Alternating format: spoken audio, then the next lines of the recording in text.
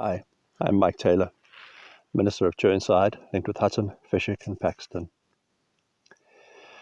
Evening falls over the Scottish borders and all is peaceful. And yet, government has given us permission to reopen our churches tomorrow. And it feels a little bit like when the exiles returned to Jerusalem in 538. They had been taken away by the Babylonians, who were then conquered by the Persians, and King Cyrus of Persia decided they could return and restore Jerusalem, their own place of worship. He had a cupbearer by the name of Nehemiah. One day Nehemiah received messengers who said the walls of Jerusalem are in ruin. It's a mess. And even though he was putting his life at risk, he went in front of the king with his face sullen. And the king said, "What's wrong, Nehemiah?" And he said, "My home is in ruin. Jerusalem is in ruin. The house of my God is in ruin. It needs to be repaired." And the King Cyrus, allowed him to return and gave him letters to all the governors of Judah to say, "I'm sending Nehemiah to build these walls." I was thinking of this pile of rubble, and it made me think of what Nehemiah found when he arrived back in Jerusalem. Once a beautiful building, Solomon's temple, now a heap of rubble. Stone on top of stone, torn down. How heartbreaking it must have been. And he realized before they could build the temple, they had to restore the wall to keep it safe. And so he started gathering people and encouraging them with this vision of a restored Jerusalem. He presented the letters from Cyrus. But there were some local folk who had not been taken away, led by a man called Sanballat. And they were quite happy with the way things were. You see, when things were in chaos, when things were just rubble around them, they found power in that. They liked living in the cracks. They liked living in the rubble. They liked living in the chaos. And so, as Nehemiah and his team set to work, on evenings like this, Sanballat and his cronies would come along and they would kick over the walls, they would break down the walls that had been built that day. And so every morning, Nehemiah and his crew would wake up and their work was again just rubble. Think how heartbreaking when it's not just your enemies, the enemies of your nation, the enemies of your people, who have torn down your town, your city, your life, your place of worship. But now your countrymen have done the same. They have left God's house in ruin and have profited from the chaos created by that. And so as they continue working, they have to post guards every night with spears. As they're working by day, they have men standing guard over the work site to make sure they aren't attacked so they can rebuild. I find it heartbreaking that in times even like this, when we look at rebuilding from this pandemic, some people are more concerned about tearing down than they are about building up. We need to stand together. We need to be unified. We need to figure out how we can help each other to restore that which has been broken down by the pandemic. Nehemiah's plan is that he gives each family a section of wall to build. And as they do so, they finish their section and the next family finishes their section. And together they complete the wall.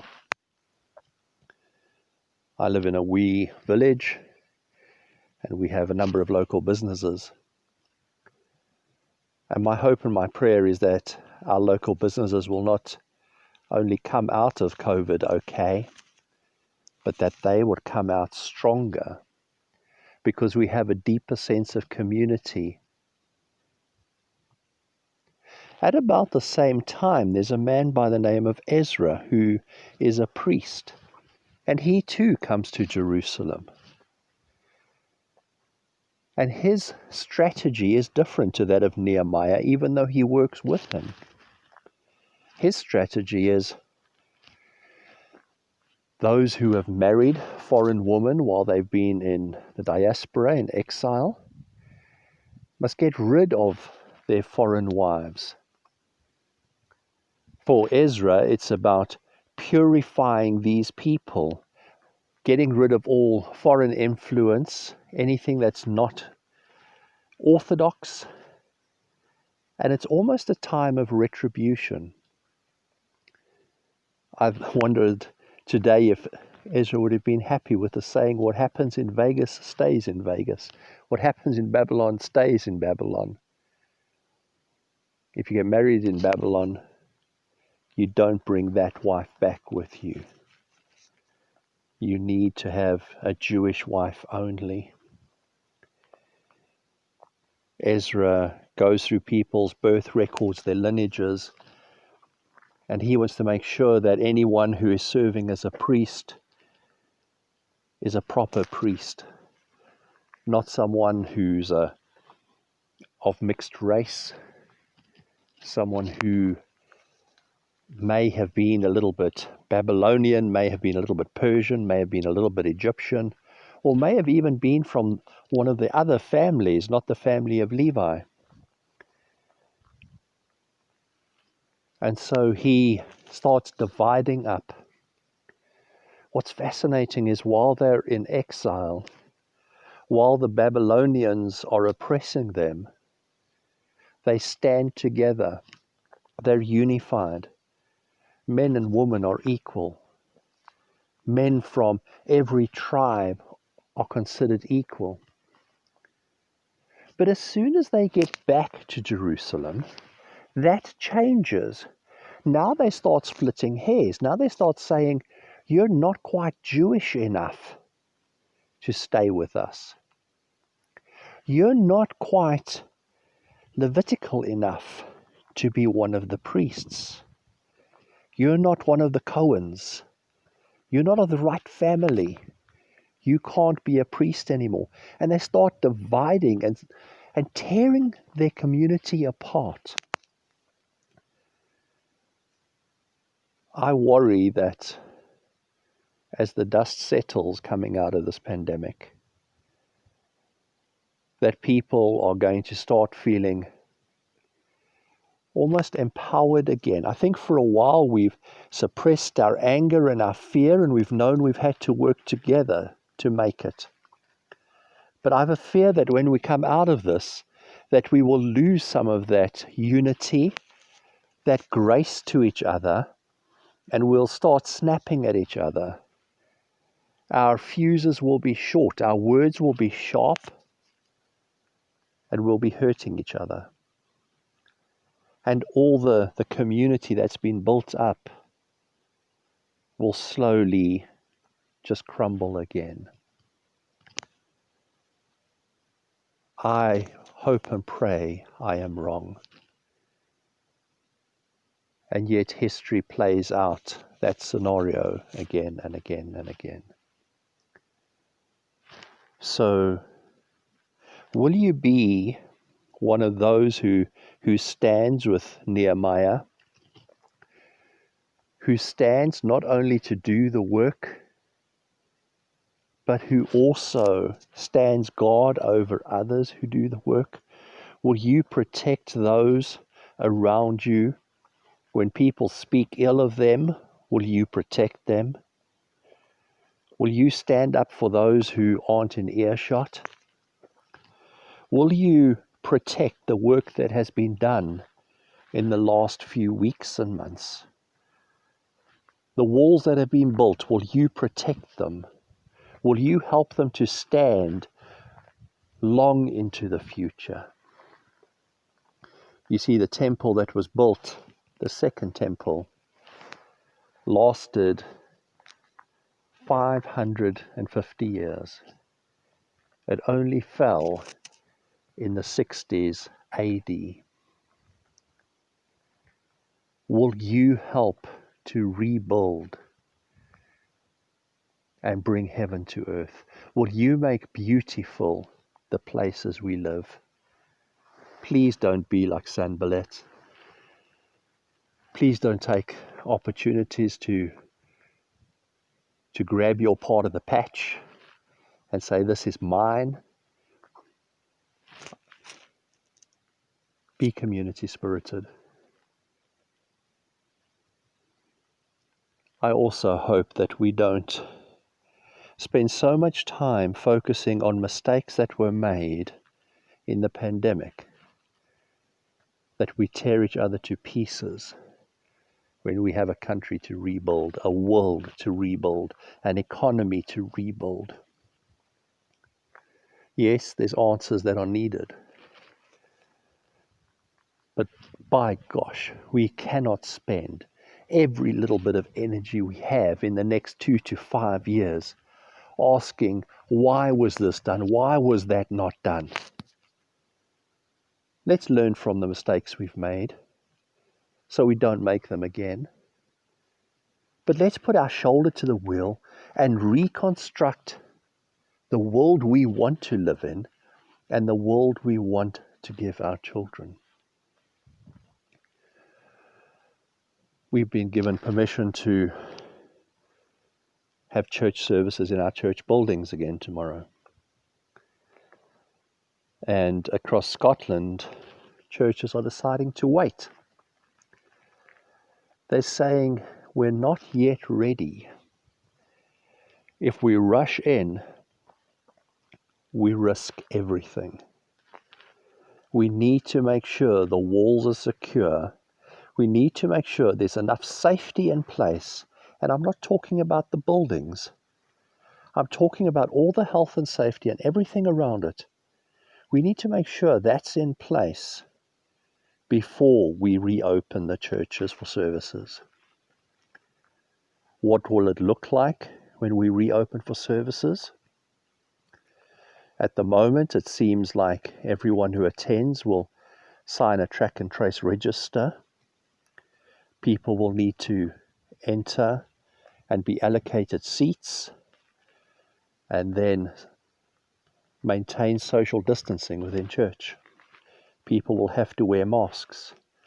We won't be allowed to sing. We won't be allowed to celebrate the sacraments, which means we will have probably a short homily, a short sermon. If people are reading, they aren't able to move around. They'll have to stand where they are and read. And so it will be a very different experience of church. We won't be allowed to have coffee and tea and biscuits before and after services. And so it's going to be arrive, and in the order you arrive, leaving. The question we're asking is, how much of that is church? How much of that is honoring of God? Is it not more honoring if we continue to worship by building the walls around the city first, because we can come back and build the temple later?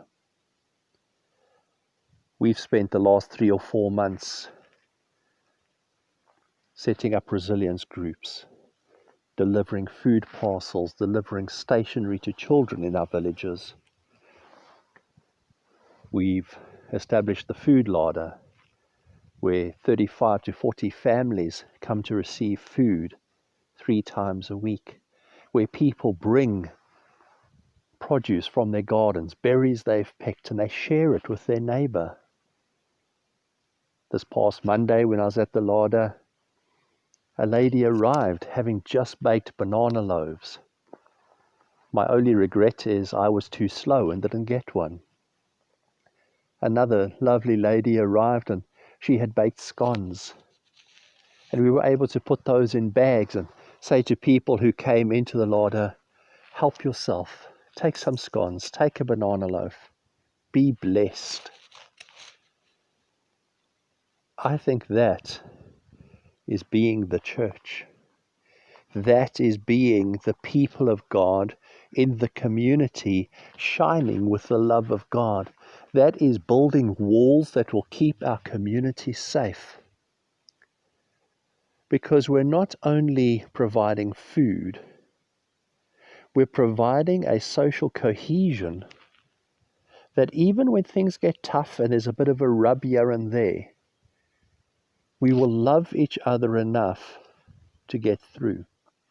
We will love each other enough to have the hard conversations. We'll love each other enough to be gracious to each other. You see, I think that's a lot more important and fundamentally Christian than whether we meet on Sundays in a building to sing and pray and hear a sermon. I love that every day of the week is holy. I love that every place on earth is holy. I love that these buildings that look like they are broken down, that they are falling apart, are still a place that God inhabits, a place where plants can grow, a place where bats can fly, birds can roost. There is life. Church, being God's people, is not just about Sundays. Worshipping together is important. But my prayer is that we would realize that worship on Sunday is where we come together to celebrate what God has done in our community through the week. And that we will be active through the week, taking the stones, the sand, the broken things in our community, sifting through them, rebuilding them, and making them beautiful. If you have been financially, economically impacted by COVID, I pray that God will surround you with people who will carry you and help you rebuild. If you are someone who has a lot of resource, I pray that you would see those resources not just as your own, but a blessing that God has given you to share with others, not only to relieve needs, but to improve the quality of life, not just to keep people alive, but to help people experience heaven on earth. If you have lost a loved one in the past few months, I pray that you would be comforted. I pray that while no one can ever take that place, I pray that you would wake up in the morning to find 10 people who surround you, who love you, who care for you, who would go the extra mile for you, who would be there when you need them. And the only way that's ever going to happen is if we reach out to those who need us. The pandemic is not over. Lockdown is easing. The work begins now. The rebuilding begins now. I know we're all fatigued. We're all probably quite stressed. And as soon as we start to move about, we're going to go through a raft of emotions. And that is good and natural. But I pray that you would be like those who worked with Nehemiah, that you would build and not destroy. I pray that you would hold on to those who you have traveled through this pandemic with, and not send away those who look different to you now that you no longer need them. I pray that we would be like Jesus, who is comfortable sitting, having a meal with Pharisees, and equally comfortable when a lady who has a bit of a dodgy history comes and begins to wash his feet with her tears. I pray that we would be like Jesus, that others would look at us, and because of the way we embrace everyone around us, that people would accuse us of being friends of drunkards and gluttons, because we are so open and receiving and loving. It doesn't mean we have to be drunkards and gluttons, but it means we can love everybody. I sincerely hope in our lifetime we will never go through something like this again. But I equally hope and pray that we will not lose the lessons and the goodness that can come out of what has taken place in the last 3 or 4 months. May God bless you.